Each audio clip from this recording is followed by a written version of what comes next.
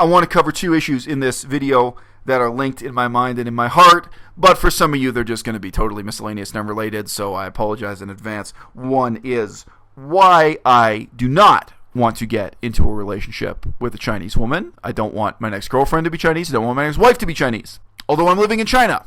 And then I'm going to talk a little bit about the absolutely terrible advice my fellow vegans give on this topic of finding your soulmate, finding your next boyfriend or girlfriend. So my number one tip for finding a vegan boyfriend is becoming an activist. You're never going to change someone's mind by trying to force them into something or sitting them down and trying to force them to watch documentaries with you, you know. How can I find a girlfriend? How can you find a girlfriend if you want one? Can you imagine having a family with a non-vegan guy? I didn't come to Thailand, by the way, to find a vegan boyfriend at all. I was actually abstaining from sex. Sorry, that just happened at the same time, honestly. We can talk about your definition of abstaining another time. Abat le ciel. Talking about love. Let me tell you something. This jacket, I got married in this jacket. And I got divorced in this jacket. This is my lucky jacket. This is a durable jacket. My legal wedding, going to City Hall to do the paperwork, I was wearing this jacket. Let me put you on game. All right.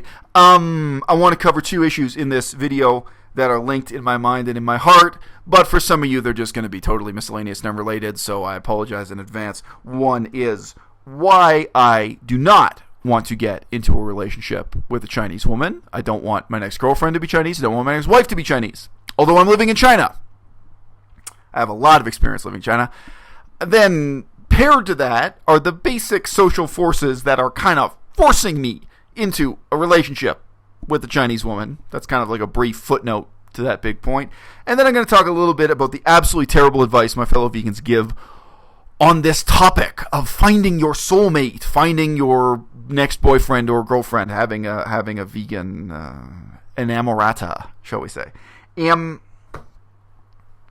How are these things linked? In my mind, I got to tell you, the link is that the terrible, terrible advice I hear from my fellow vegans again and again and again is that you should get out a pen and paper and you should write down a list of all the things you're looking for in a member of the opposite sex or a member of the same sex, if that's your thing, and you should visualize this person. You know, instead of meeting people on a case-by-case basis with an open heart and an open mind, you should have written down in black and white, you know, the mold you want them to fit into. You should have the checklist for them to live up to. And I think that's absolutely 180 degrees the wrong way to approach this thing. You know, all right, here's my comparison. In my life, some people, at different stages of my life, some people have seriously said to me that they thought I'd make a great police officer. One of my ex-girlfriends, she was really heavy on that. She really felt I should go into police work in Canada. And, you know, how both my character, both who I really am and how she perceived me is part of that, right? And I think I only remember 2 conversations with police officers, and they thought I would be good for police work. And, you know, actually, in all those cases, I expressed skepticism. I was like, yeah, well, you know, there's also this part of my character you don't know about. There are some things about me that I think might make me a terrible police officer, okay? The truth is, they don't know, I don't know, we can't know until I try, right? And I think it's not just, when I meet someone, I don't know who they are. I've got to let them show me who they really are. I got to let them show me what potential they've got to be in a relationship with me, and vice versa, whether or not we can love each other, whether or not we can have a great life together, whether or not we can wash the dishes together. But it's not just that I don't know who they are. There's actually a really profound sense in which I can say, you don't know what you're looking for. I don't know what I'm looking for until you try, until you give it a chance. You know, in that same sense of, I don't really know if I would be a decent police officer or the world's worst police officer. And even another police officer wouldn't know that, right? We can't know that until you try. So people, I encourage you, meet everyone with an open heart and open mind. And I don't even want to prejudge all Chinese women, although that's the point of this video. And the point of this video also is to challenge probably some some misconceptions or some stereotypes about Chinese women. Because if you haven't really lived in China, you don't know. If you know Chinese women in Toronto or you know Chinese women in Los Angeles, you don't know China. I've also lived in Hong Kong and Taiwan. If even living in Taiwan, you don't know mainland China. The culture is really different here, especially in this way, in relation to matters of the heart, etc., etc. So look, guys, the fundamental reason why I think I should not have a Chinese girlfriend and why should the next woman I get married to, assuming I get married again, will not be a Chinese woman, is that the ideal age when women in China are looking to have their first baby, are looking to get pregnant, have a kid, start a family, is between 25 and 28. So I'm 38. If I am dating a woman 10 years younger than me, I'm dating a 28-year-old, here in China, almost without exception, there are exceptions, almost without exception, they will be looking to get pregnant, have a baby, start a family now. If they're 28 years old. It's now. I'm not saying this as a critique of Chinese culture. It's just a comment on how I fit into it. Right? Like, maybe it's kind of crazy that in Western Europe and America, so many women assume they can delay having their first child until they're 35 or 38. And over here, it's more like 25 to 28. Back when I had my first daughter, I'm divorced. I have a 3-year-old kid. I remember I was talking to one of the midwives, so, not a full medical doctor, but someone in those specialized sciences, and she was saying, look, we can all kid ourselves, but she was saying biologically, women should be having kids way younger. And she was breaking down for me all the scientific facts about how really, if you're talking about having a healthy baby and a healthy mom and healthy breastfeeding and all this stuff, in Western culture, women have kids way, way too late. And I think she would probably say that even in Chinese culture, 25 is already pushing it. But anyway, that's a medical, biological perspective that has nothing to do with culture and has nothing to do with economics, right? But I'm divorced. I have a 3-year-old kid. I am not looking to have another kid the day after tomorrow. And I'm not looking to date a woman who is so much younger than me that she's got a few years of flexibility, right? Because if I'm dating someone who's 25 to 28, that's what they're looking for. They're looking to take that next step and have a kid right away. Are there exceptions? Sure. I guess I can say I dated a woman who was a very, very interesting woman, and she was in a kind of electrical engineering, Chinese woman here in China, real mainland China. And I remember she's in the minority. She said to me, not for intellectual political reasons, she said that she had decided she would never have children, and her way of putting it was she decided she would live her life for herself only. Very interesting way to phrase it. Given that I'm divorced and I already have a kid, obviously I could get into a relationship with someone who had really decided that they never want to have kids. But then that same person is probably not going to be very good with my kid, because I'd really rather have a girlfriend or a wife who's cool with my daughter. So, co-parenting, whatever you want to say, is what it is. Most of the women you meet who have great parenting qualities, either they already are a parent, like they're a divorced single mom, or they want to become a parent. So, is what it is. The force that is ineluctably pushing me to get into a relationship with a Chinese woman is that here in China in 2016, so many things absolutely rely on you having a cellular phone at all times and having someone completely fluent in Chinese available to take a call on that cell phone. So I got this book here. You're going to have a book review coming up on the channel. When this book was sent to the post office, they didn't deliver it to my house. So it's a famous book. Doesn't matter. It's about politics. So probably there's a book review coming. I'm probably going to read this at the airport tomorrow morning and on the airplane, etc. I didn't deliver it to the house. They made a phone call. They didn't have a voice speaking fluent Chinese answering the phone when the post office phoned to deliver it. So they gave up. And what did they do with it? They didn't just send it to a fucking... They didn't have it wait at the post office closest to my house. They had it wait in this hidden warehouse down an alleyway and then into a hidden door. It was ridiculous. And my teacher here, my Chinese teacher, she phoned the post office actually for another reason, for a different package that I was expecting. And then, so obviously she's my Chinese teacher. She was speaking fluent Chinese.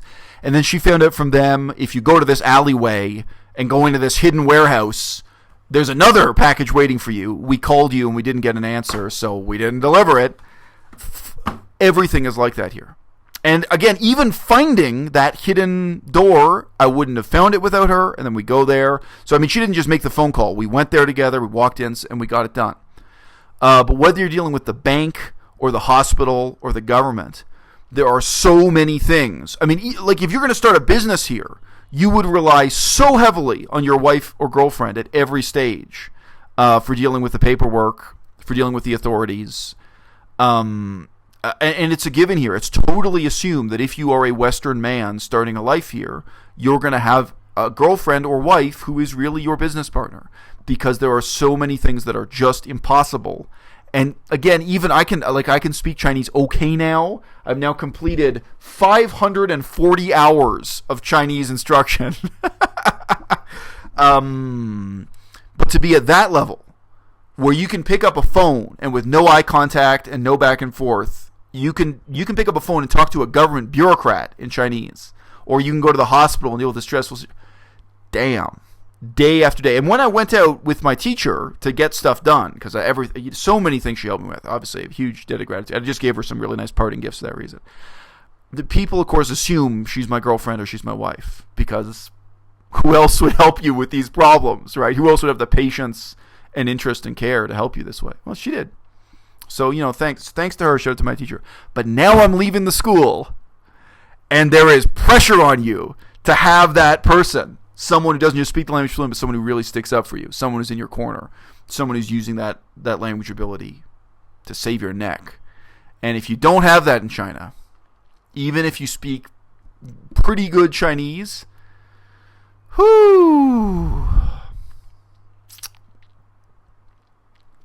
it's tough. So there you go. Two forces. One really pushing me into a relationship with the Chinese woman, and one very powerfully pushing me away from a relationship with a Chinese woman. Because like in Western culture, at my age of 38, it would be pretty easy for me to have a relationship with a woman who's not looking to have a baby within the next 5 years, where you could have several years of building the relationship gradually before having a baby is even talked about, comes into the picture as an option, or maybe as a make or break option. And here in China, if you're talking about women 25 plus, 25 to 30, unless I luck out and find the world's most open-minded and intellectual Chinese single mom, it's really a trap for me. It's really tough. All right, so what is the priceless advice that my fellow vegans have to give me? There's a lot of guys on YouTube, there's a lot of guys on Facebook, there's a lot of guys at this festival who don't have girlfriends. How can I find a girlfriend? How can you find a girlfriend if you want one? First things first, you gotta know what you're looking for in a girl. You gotta know if you want a girl to be fit, you gotta know if you want the girl to be on YouTube, you gotta want to know if you want the girl to be really, really nice and outgoing, or very, very nice and introvert. Oh, sorry. So Ted Carr, he doesn't start by talking here. He has a message on the screen that says, "Before I begin, the only thing that really matters is if you're happy or not right now." Nobody else can ever make you happy. Nobody can make you feel fulfilled. Happiness and fulfillment are inside jobs. And when you make you happy, the right people come into your life. Fuck you, Ted Carr. I believe the exact opposite of every single point in that written message. Written warning from Ted Carr.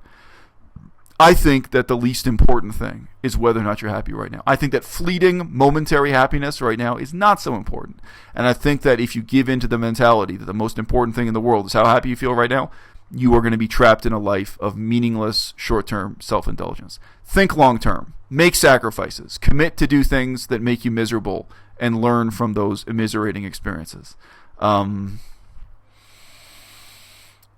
the pyramids. How the fuck do you think humanity built the pyramids? How do you think we accomplished anything great? With the attitude that the only thing that matters is whether or not you're happy right now? And fuck it, you're in a relationship with a woman? You think your happiness is the only thing that matters? What about her happiness? What about her grandparents' happiness? What about the whole family unit's happiness? Let alone having kids. What about the grandparents and the uncles and the neighbors? We had this bullshit saying in English, it takes a village. What about you take on a village? What about you take on a whole community role and a whole family? Why about you think about a lot of other people's happiness and not just your own, Ted? This to me, I've said it before, this is just like kryptonite to me. This is the opposite of everything I fucking believe in. Ted Carr! You gotta know if you want the girl who's gonna be really, really honest and tell you everything, or you want a girl who's maybe doesn't tell you much and she just keeps to herself. Like, describe your perfect girl. Once you know your perfect girl, you're much easier to find her. Now, apart from the fact that the things he's listing off as your check marks for what you're looking for a girl are incredibly shallow, this is, again, 180 degrees opposite of what I believe and what I advise. I think this is terrible advice from our fellow vegans. You should meet people not knowing what you want, not having a jello mold for them to fit into or pop out of. You should let them show you who they are, and you should let yourself discover what it is you're looking for or what you can fall in love with after the fact. And it's really a distorting view of the world in two different, very dynamic ways. One is, if you think you know what you're looking for, you won't see it when you find something surprisingly, unexpectedly. When you find someone who's a wonderful person, but who's not what you're looking for. That's one obvious thing, right? You find someone who's wonderful, who has redeeming qualities in an unexpected way. You didn't think you were looking for a tall, skinny woman, but you met a woman who has other qualities. So now she's what you've discovered. I mean, that's shallow, but what he's talking about is shallow. You didn't think you were looking for someone who was morose, let's say. Maybe you thought you were looking for someone cheerful, because these are the kinds of examples he gives. But you meet a really wonderful human being who has some really important qualities, and maybe they're finding the cure for cancer. Maybe they're morose all the time because they're doing this goddamn cancer research, and it gets them down. You say, hey, I didn't think I was going to fall in love with a morose, self-pitying cancer researcher, but here we are. You gotta let those people surprise you, and you gotta let yourself be surprised. And and the other thing I wanted to say, because I've done this to myself, when you have fixed in your mind something you think you're looking for, then also when you find someone who has that characteristic, you're going to be making excuses for all the other things that are wrong with them, which is really dangerous. So, like, let's say you have written down that you're looking for a vegan intellectual. Some people are looking for that. Some people send me naked photos of themselves because that's what they're looking for. Believe it or not, there are people who are looking for vegan intellectual. Okay, and then they find that. The problem is, because you have that fixed idea in your mind, you say, okay, this person checks these boxes. And now you're not going to let yourself, in an open-minded way, figure out who they really are, which is going to include advantages and disadvantages, good things and bad things, and all kinds of gray things in between. Right? You're going to say, oh, this is what I had on my list. And, by the way, Ted Carr, while he's saying this, he has written in text on the screen, in big bold letters, write a description of your ideal companion. So this is... He's actually talking about writing on a piece of paper. This isn't metaphorical. But to me, both of those things are dangerous. It's dangerous in terms of what you don't see, and then what you do see, and the kinds of justifications you're almost inevitably going to make for it. Hey Maniacs, it's Khania, and welcome to another video. Today I'm with... Hi, Carb Health. This is back in the day, people. Hania sitting next to Jason Pizzino, very much in love. And when she asks Jason his name, he gives his name as High Carb Health. Hi, Carb Health.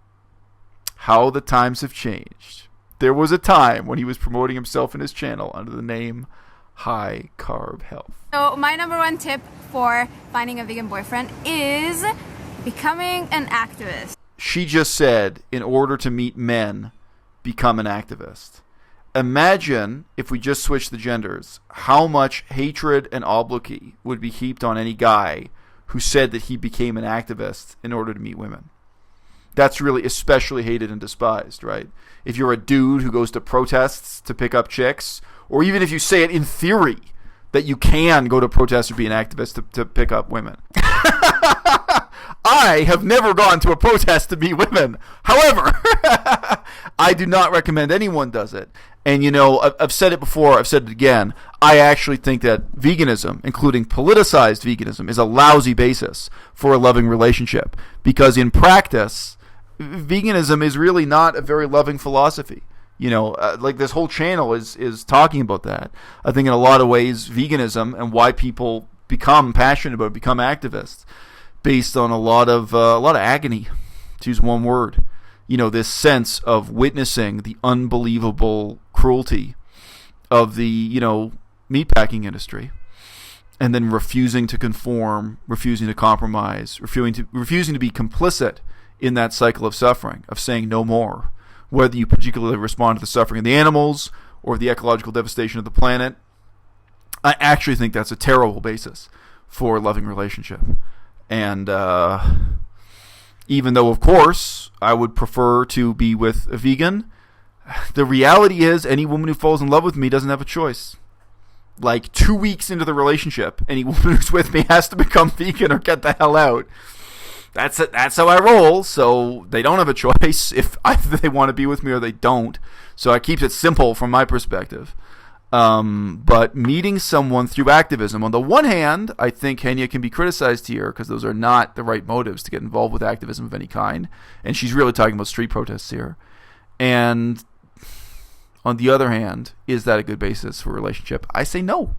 So my first vegan boyfriend I met when I was doing a demonstration for animal rights, and during that time I was doing a lot of activity, and I met a lot of vegan guys. That some of them weren't good looking and some of them weren't, and that's fine. It's all about the looks. Not in your case. I know. I just got lucky. I got lucky with you. Yes, you did. So my first tip for finding a vegan partner would be not to focus on it so heavily. Don't make it something that you're longing for. If that's what you're looking for, just write it down. Have a list of every quality that you're looking for in a partner. Write it down and then just let it be. And every day or every week, come back to that list and just read through it so that it refreshes your memory. This is what I'm actually searching for. This is what my plan is. This is what I'm going for. So I know it's invisible to some of you guys, but to me, I really think of that as being very psychologically unhealthy.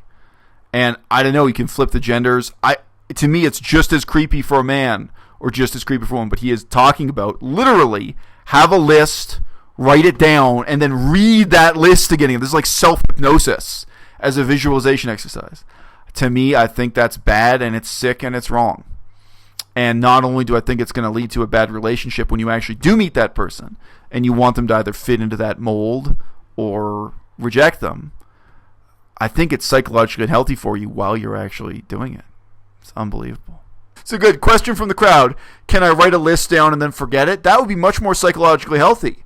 You know what? Instead of writing the list down and obsessing over it and memorizing it and looking for it, you know what? Write the list down, crumple it up, and throw it in the fireplace. Write the list and then flush it down the toilet and never think about it again. Write the list and then put that stuff out of your mind. That would be psychologically healthy. What all these guys are endorsing, I think, is really psychologically unhealthy. I gotta say also, looking at this old video of Jason and Henya all hugged up, I look forward to the day when me and my next girlfriend are going to sit on camera and talk about, I don't know, Marxism and, political science in Southeast Asia. And when these videos won't always be one-on-one. But the person that you found, you both liked each other enough to respect that from each other. It's like eating meat in front of someone's like, well, I don't want you to smoke in front of me. Yeah. So don't fucking smoke in front of me. Exactly. So again, I think that's an interesting comparison, but a false one. Asking your partner to quit eating meat, I feel, is not comparable to asking them to quit smoking, precisely because smoking only has consequences for the person doing the smoking. Eating meat has consequences for the animal being killed. It has consequences for the industry. It has consequences for the ecology. So I completely understand why, in terms of psychology, you make the comparison to smoking cigarettes, but actually it's a really bad and misleading comparison. The type of danger and the type of damage being done because eating meat has consequences, not just for the person doing it. Like, nobody quits smoking in order to save the life of the tobacco plant. You're quitting smoking for your own health, for your own psychology, for the psychology of addiction or what have you. I think that's really worth keeping in mind, is that actually this is not comparable to quitting smoking. And that's also why I think it's so much harder to compromise with. If you have a loved one in your kitchen doing damage every day, harming animals, harming the environment, etc., etc. Hey, gorgeous people. No, it's going to be a great video when it opens with the statement, "Hey, gorgeous people." I'm going to start opening my videos with "Ugly Vegans Represent."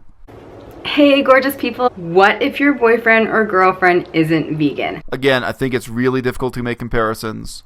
What if your boyfriend is a fascist? What if your boyfriend is a neo-Nazi? What if your boyfriend is involved with some kind of cult group that performs human sacrifices?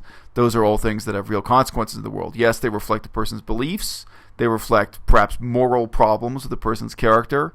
But they're also things that have real consequences. I don't think we can so easily compare it to smoking cigarettes, because smoking cigarettes really just has consequences for the person doing the smoking. Eating meat has consequences for the animals living their whole lives in a steel cage. It has consequences for the world's ecology, etc., etc. And in terms of how you feel about them, whether or not you can trust them day by day, I think we can make a comparison with someone who's a compulsive gambler. Do you really feel you can love someone, you can support someone, you can enable someone and their lifestyle if you know that they're gambling or that they have that compulsion in them at any time to go back to gambling? So there are trust issues as well as all those ethical issues involved. Now, I know as a vegan, veganism is such a passionate topic for all of us, and we really, really believe in what we're doing. We can say that we believe in what we're doing, but is that the point? I think the problem is, do I believe in the person I'm in love with? Do I believe in my girlfriend? Do I believe in my wife? Whether or not you believe in veganism, that's a real problem.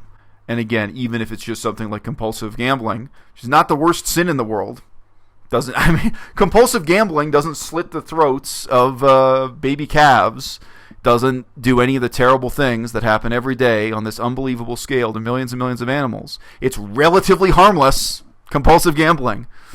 But if you're a compulsive gambler, can I believe in you?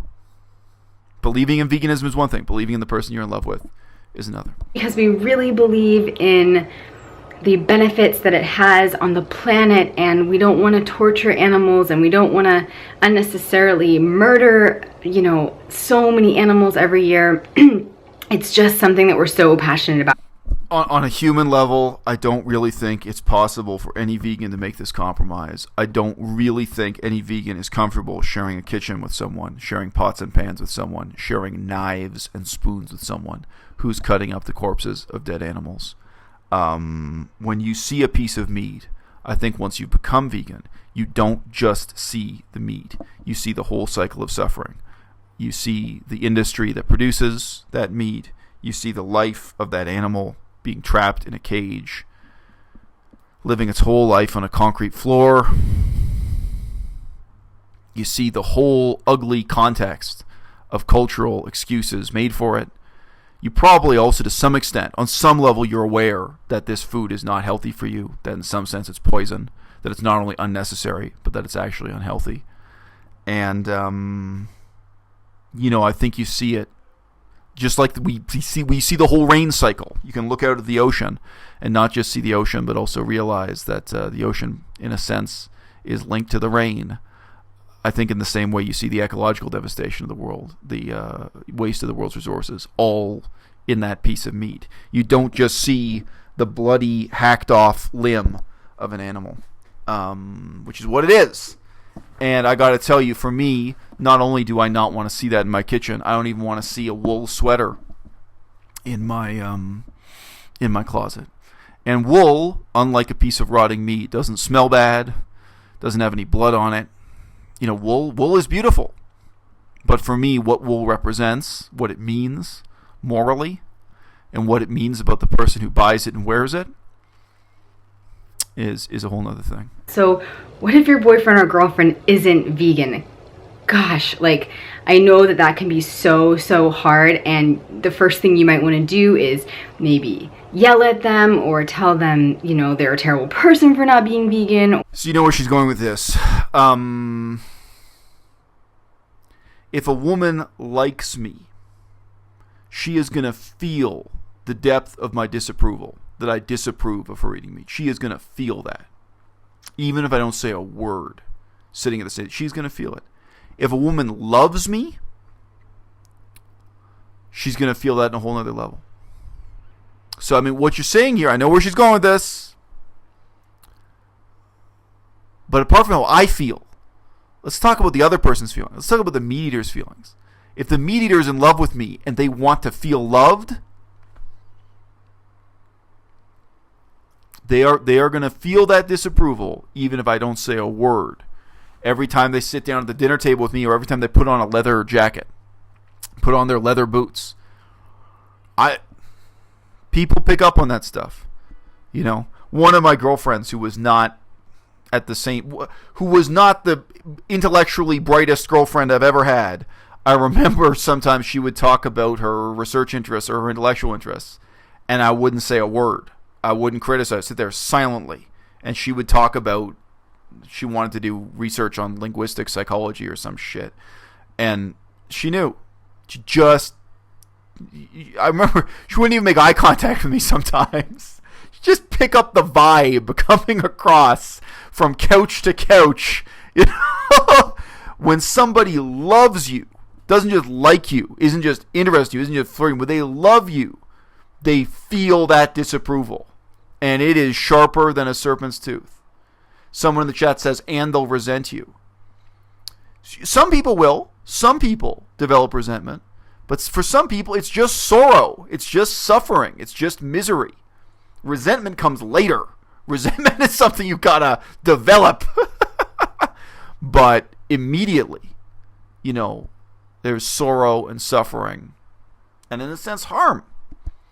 So yeah, you can talk about how I feel. Let's talk about how the other person feels. In this case, the woman. Sorry, I'm heterosexual. The woman, the man, whoever you're talking about. Unless you're with somebody who's sleepwalking through life, they're going to know that. They're going to feel that. And it's going to matter. It's going to count for a lot. Whatever. And I know, and I get that because I've been there in the past. And it's just not the right way to go about it, unfortunately. The best thing that you can do is be supportive of where they're at. Even if that's really, really hard for you to do, it's the best option. So again, I don't want to rehash the really extreme examples I used. If you are in a relationship with someone who's actually a neo-Nazi, actually a member of an extremist political group like that, do you want to be loving and supportive? Do you want to be enabling what they're doing? If you're in love with somebody who's a drug addict, who's a gambling addict, do you want to be supportive? Even if it's just alcohol or just cigarettes. But gambling is a good example. Because of gambling, again, there's this problem with trust. It's corrosive. Can you trust them? Can you respect them if they were gambling addict? But why would it be advantageous for you to be loving and supportive of them? And look, gambling in some ways is easier because you probably don't have to see it. If you're in a relationship with a gambling addict, it's very likely that just once every couple of months they disappear, and they, for a whole weekend, they're going away and binging, gambling all weekend. You don't got to see it. With meat and dairy, you got to see it's in your kitchen. It's right in front of your face every day. You're smelling it every day. It's easy to preach being loving and supportive, but actually, if we're talking about good and evil, which is what it comes down to for vegans, I don't think you can be loving and supportive towards something you sincerely regard as evil. Because you're never going to change someone's mind by trying to force them into something or sitting them down and trying to force them to watch documentaries. You're right. You're never going to change their mind. You're going to change their behavior. And you know what? I think if you fall in love with a gambling addict, maybe that's the only thing you can't change. Maybe on some level, always, they're going to have that desire in them. Even if they got it under control, even if they recover, even if they quit gambling and they never go back to it. Is it about changing their mind? Or is it about changing their behavior? I think that's a totally separate topic. Like, because what we're talking about here is being in a relationship with a meat eater versus being in a relationship with a vegan. There's a separate video to be made, being in a relationship with an ethical vegan versus being in a relationship with a non-ethical vegan. So who doesn't care, but who lives a vegan lifestyle anyway, for whatever combination of reasons, whether it's health, doctor's orders, or because their boyfriend or girlfriend forced them into it, which there's plenty of on this planet. Are you cool with that? But she's right. I give her that point. You're not going to change their mind, but you are going to change their behavior. And to me, that's what matters, because their behavior has outcomes. The outcomes that I care about. You're not paying someone to slit the throat of a lamb so you can drink its blood. The best thing that you can do is hey babe, like, would you maybe want to have, like, you know, one day a week a vegan dinner with me, or, you know, do one day a week 100% vegan with me? If you fall in love with a Muslim, do you think you could ask them to be atheist for one day per week? Do you think you could have one atheist meal per day? It's a problem with veganism. It is built on ethical beliefs. And those ethical beliefs run deep. There's no such thing as being a part-time atheist or a part-time Muslim or a part-time Catholic. Either you believe in it or you don't. Either it matters to you or it doesn't. You know, what you do with that concern, once you have that ethical concern, is another thing. So no, I don't think, and it happens. I mean, people, you know, sometimes atheists fall in love with Muslims and Muslims fall in love with atheists. This is, you know, this is life. This happens. But there's no way you can ask that person to change. You can ask that person to switch from being a Muslim to being an atheist. It's the most common thing. One of my professors, he converted to Judaism. He was an atheist Christian, and he converted to Judaism because he fell in love with a Jewish woman. It happens. I mean, life is full of these you know, funny situations. But there's no way you can ask someone to be Jewish one day a week. That's not going to work. It's not going to work for either party. So there's no way you can ask someone to be vegan one day a week. Even though I know her heart's in the right place, and I know where she's going with this. But the person you're in love with is going to know where you're going with this also. You're asking them to convert. So why fuck around? Why pretend that it's about one meal or one day of the week? And, you know, ultimately, this isn't your boss. This isn't your brother. This isn't your coworker. This is someone you're cooking for, cleaning for, sleeping with, waking up next to, having sex with.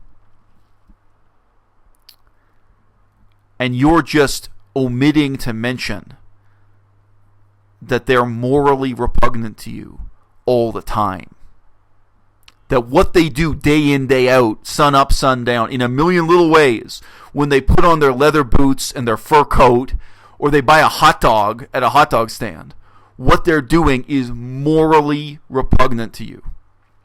And you're just going to suppress that and not mention it while you cook for them, clean for them, make love to them. Boo Sing. It's not going to work, people. It's not going to work. Can it work with a coworker? With your brother? Yes. With a more distant relationship? But a person you are that intimate with, and where your approval of them, your attitude towards them, your love for them matters so much. I don't think there's any way you can reconcile having that kind of intimate, supportive, loving relationship with complete ethical contempt for what they do with their lives. À bas le ciel. And for me, not everyone feels this way. For me, that is there with a gambler too.